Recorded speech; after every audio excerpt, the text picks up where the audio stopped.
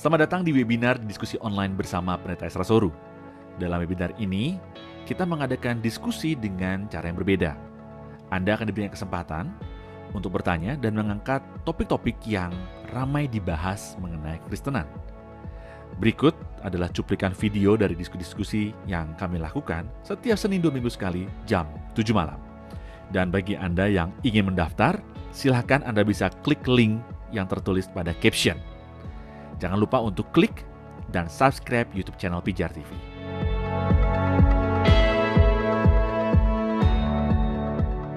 Pak Esra, bagaimana dengan Matius 17 ayat 21 dari Pak Hendra? Apa artinya mengusir roh jahat dengan berdoa dan berpuasa? Nah, tolong minta penjelasannya mengenai ayat ini, Pak. Matius 17 ayat 21.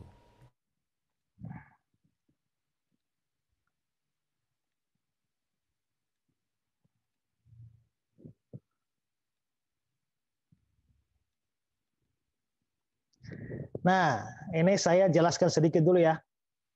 Ini ayat, kalau saudara bacanya agak aneh nih. Kok ada tanda ini loh? Tanda kurung nih loh.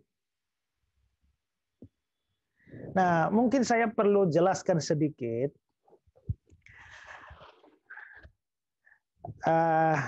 Kalau kita studi Alkitab, secara khusus untuk topik inerensi dan infallibility Alkitab, ketidakbersalahan Alkitab, maka kita akan melihat bahwa ketidakbersalahan Alkitab itu lebih berkenaan dengan autografnya, naskah aslinya. Sedangkan salinan-salinan, manuskrip itu ada kemungkinan bisa salah karena orang salin. Kalau fotokopi, ada buku ini asli difotokopi 1000 kali pun pasti sama dengan yang pertama aslinya. Tapi kalau buku disalin itu ada kemungkinan kelewat atau salah salin, salah tulis. Itu disebut problem manuskrip. Maka manuskrip adalah salinan-salinan Alkitab. Maka kadang-kadang ditemukan ada kalimat tertentu yang ada di satu manuskrip tapi tidak ada di manuskrip yang lain. Nah, itu lalu disebut problem manuskrip.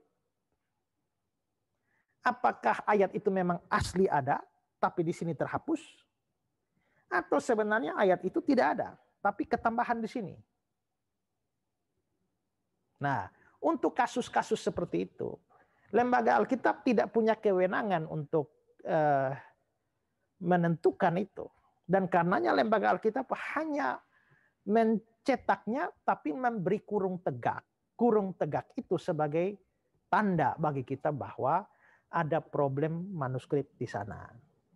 Nah, kembali kepada ayat yang saudara tanyakan, maka terlihat bahwa ini ada tanda kurungnya. Jenis ini tidak dapat diusir kecuali dengan berdoa dan berpuasa. Artinya ayat ini nih masih dipersoalkan karena problem manuskrip. Jangan mendasarkan ajaran kita dulu pada ayat-ayat yang masih begini, kecuali ada dukungan yang cukup kuat bagi hal seperti itu. Karena harus itu, mungkin studinya saya mungkin butuh banyak waktu untuk menjelaskan ini ya, tetapi harus dilihat jumlah manuskrip yang memiliki ayat ini, usia manuskrip yang mengandung ayat ini, atau bagaimana, itu masih ada penjelasan yang cukup panjang. Nah, hanya saja bahwa kalau ini di dalam tanda kurung, kita mesti lihat bahwa sebenarnya betul untuk usir setan begitu itu memang perlu doa. Tapi apakah perlu puasa? Nah, kita harus melihat juga contoh yang lain di Markus pasal 9 ayat 29. Nah, Markus 9 ayat 29 itu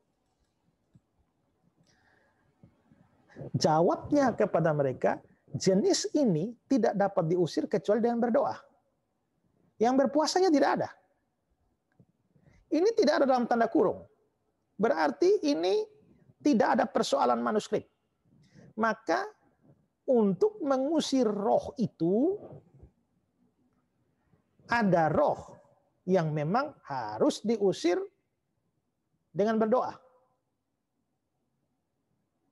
Artinya dengan berdoa saja bisa usir. Gak harus puasa.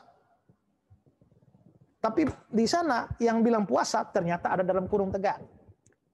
Karena ada dari kurung tegak, ya dipersoalkan manuskripnya, ya sudah kita tidak usah pusingkan itu. Yang penting adalah ini benar-benar tidak ada problem. Kalau ini tidak ada problem manuskrip, artinya Yesus sendiri bilang bahwa jenis roh ini tidak dapat diusir kecuali dengan berdoa, berarti berdoa baru usir dia, ya sudah.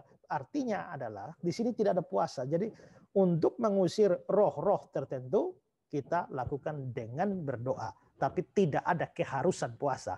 Mau puasa silakan, tapi nggak ada keharusan.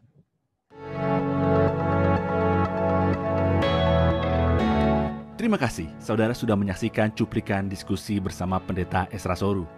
Jangan lupa segera mendaftar dengan klik link pada caption sekarang juga. Informasi selengkapnya ada pada image di akhir video ini.